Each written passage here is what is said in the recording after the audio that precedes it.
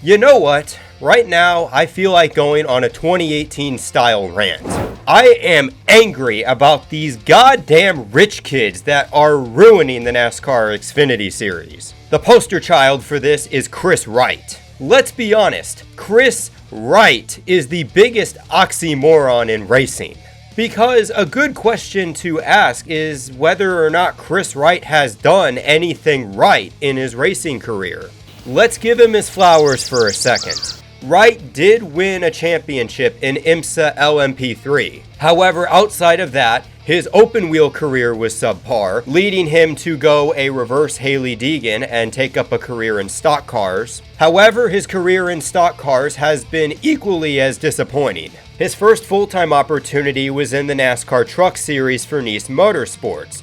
This team has shown that they can push for wins, especially with Ross Chastain and Carson Hocevar.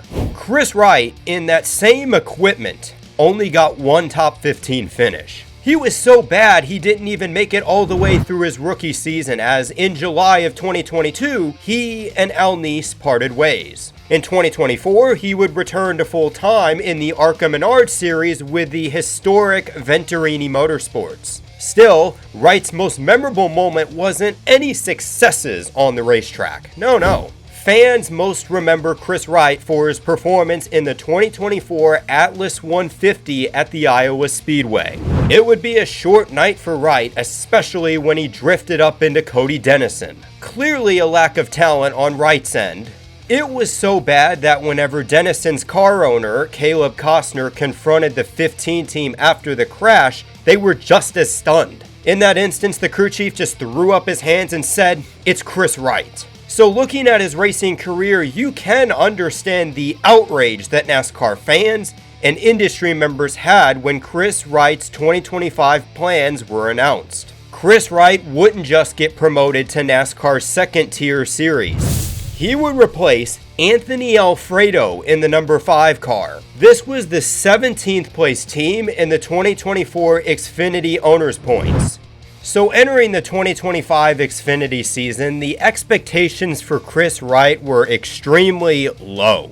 Honestly, a good rookie season for Kris Wright would be to keep his nose clean and get a decent amount of top 25 finishes. Even with lesser expectations, after 3 races, I must say, my goodness, Kris Wright fucking sucks.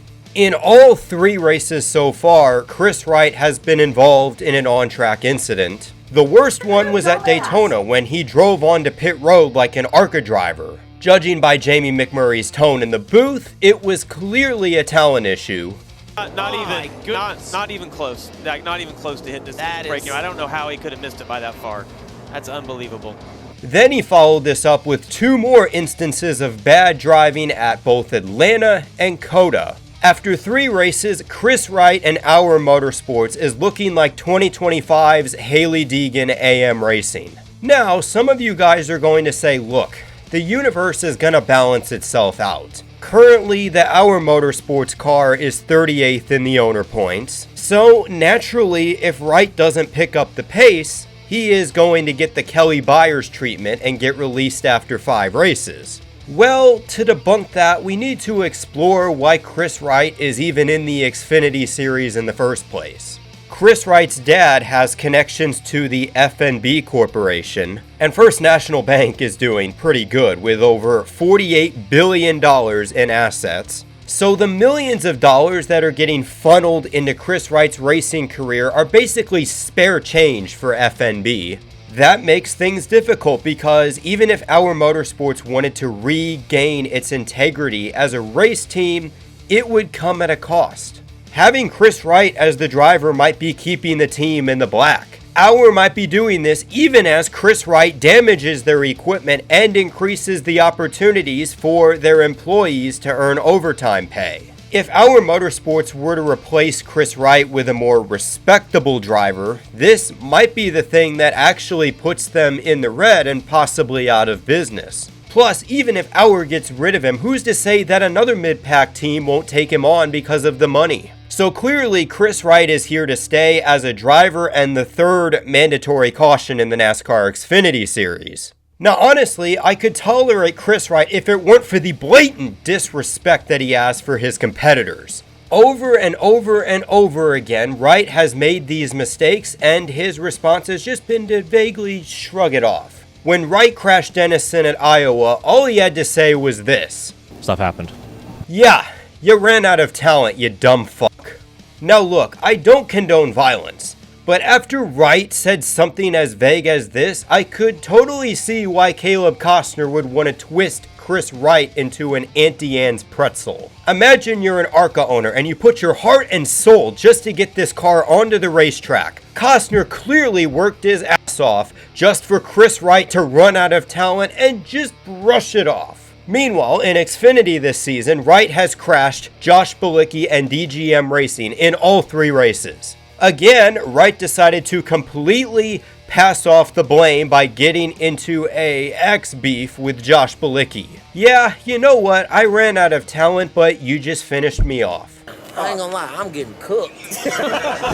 Wright even had the audacity to blame Bilicki for Wright cutting him off at Atlanta. Yeah, this dumbass doesn't even know what his own race car looks like. DGM Racing, again, should be pissed. This is the most stressful time of the year to be a mid-pack team in the Xfinity Series. Every point matters for these teams as they're trying to improve their rank in the owner points. One bad race due to Kris Wright completely running out of talent could easily snowball into missing races. Which, this is obviously something that Kris Wright just doesn't relate to as a rich kid. Look, he could fail to qualify for a race with Our Motorsports.